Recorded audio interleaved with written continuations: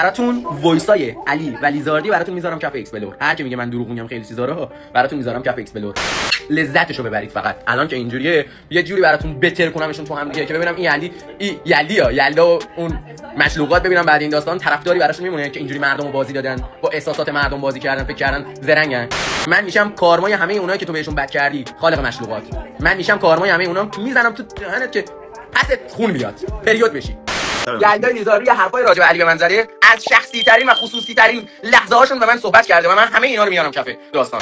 بعضیا به خاطر رفتارهای زننده و گستاخیشون دارن هیت میگیرن، اما متاسفانه منفور شدن، دارن دست و پا میزنن که هر کاری بکنن که مثلا خودشونو سفید کنن. دوستان سلام، به کانال ایرانیفا خیلی خوش اومدید. اینجا تا با هم حواشی افشاگری مهیار از رابطه علی و یلدا رو بررسی کنیم. پس دکمه سابسکرایب رو بزنید و تا آخر این پست همراه من باشید.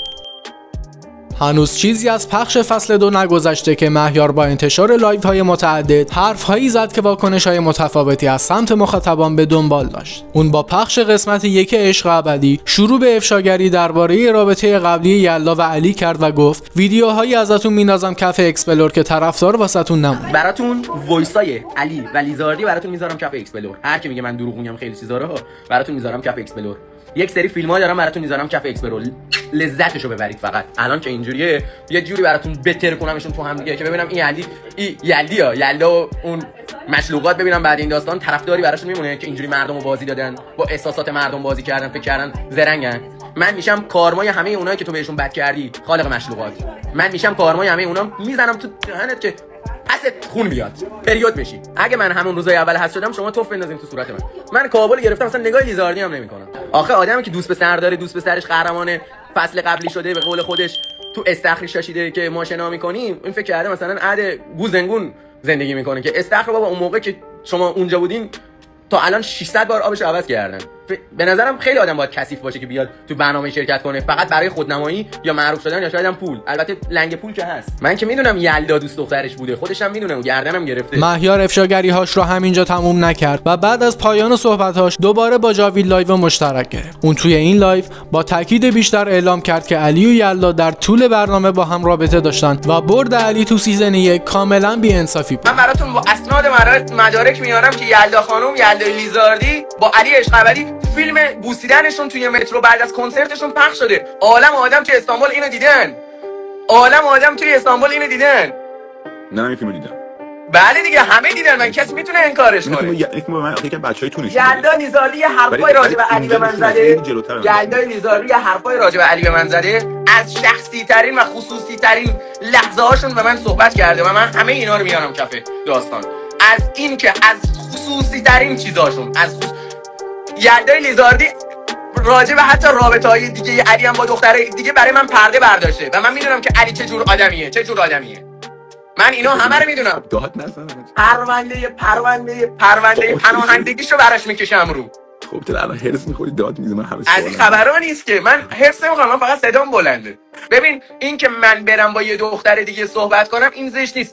این زشته که طرف تا لحظه آخر توی رابطه باشه برای پول با طرف، بعد برن حس بشن، بعد دوباره با یه دختر دیگه فیک بلند شه بیاد بگه من آره با این واقعی‌ام، بعد پول بزنن به چاک ببرن، بعدم فکر کنن مردم خرن. مگه من میذارم مردم اینا بازی بدن؟ آخه من یه سوال ازت دارم. یه سوال پرسیدم واسه حرفات. بچه‌ها واسه پول به نظرتون اومده بودن؟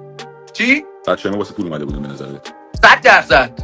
به نظر من واسه پول اومده بودن. تو رو میرسیم در من دوست ندارم اسپویل کنم چیزیو. نه تو به نظر من واسه پول اومده بودن. یه جایی آره. نه مطمئنی؟ یه جاهای آره. تو دیدی من با خودم چی آورده بودم، چی بشینم بودش اصلا قضیه؟ تو زندگی من دیدی؟ ببین نه من زندگی تو رو ندیدم، من با هیچ کدومتون هم آشنایی نداشتم، ولی اینی که من از یه کشور دیگه بیام توی برنامه، اون برنامه به ما قول داده بود که باگای من توی ویدیو میگم توی قسمت اول میگم نه پر وسط نه پر وسط جاوید نه لطفا نه پر وسط نه پر وسط حرفم. گوش کن بعد به همه اونا میرسیم. گوش کن من از یه کشور دیگه اومدم و توی برنامه توی قسمتش گفتم چی؟ گفتم من انتظار دارم که این فصل 2 عشق ابدی باگهای برنامه فصل قبل گرفته باشه. باگش یعنی چی؟ یعنی اینکه این تیم کشی، این یار کشی، این که خب معلومه منم با رفیقام بلند شم بیام کف برنامه یه پسر غریبه یه دختر غریبه بیاد بین ما میترکونیمش تو هم دیگه. مگه آقا داریم برای چی آیدا پویان مثلا با رفیقاش باید بلند شه بیاد؟ برای چی توی برنامه‌ای که ادعا میکنن که عشق ابدیه، برای چی باید خیلیا رفیقای قدیمی باشن میان تو اون برنامه؟ مگه داریم همچین چیزیو؟ با مردم بازی میکنن؟ باشه، اگه با مردم بازی میکنن منم از این به بعد خوب بلدم همه چیزو رو کنم برای همه. واسه چی باید تو لایو بذاری یه شخص دیگه رو برداری بیاری تو لایوت که بعدن قراره بیاد تو برنامه؟ مگه داریم همچین چیزی؟ اگه اونا پایبند نیستن خب منم بذار میام خیلی حرفا رو میزنم. اما یلدا هم نسبت به صحبت‌های نازنین و مهیار ساکت نمون و با انتشار چند استوری نسبت به این حواشی واکنش نشون داد. بعضیا به خاطر رفتارهای زننده و گستاخیشون دارن هیت میگیرن و متاسفانه منفور شدن، دارن دست و پا میزنن که هر کاری بکنن که مثلا خودشونو سفید کنن. ولی چرا به دروغ، چرا به تهمت زدن به دیگران، چرا اینقدر حسادت؟ به خاطر اینکه فقط یه نفر احترامتون رو نگه داشته و الان مردم دوستش دارن؟ من هرچی بودم خودم بودم، شما اون رفتاری که کردی خودت بودی دیگه، حالا انتقادش هم بپذیر.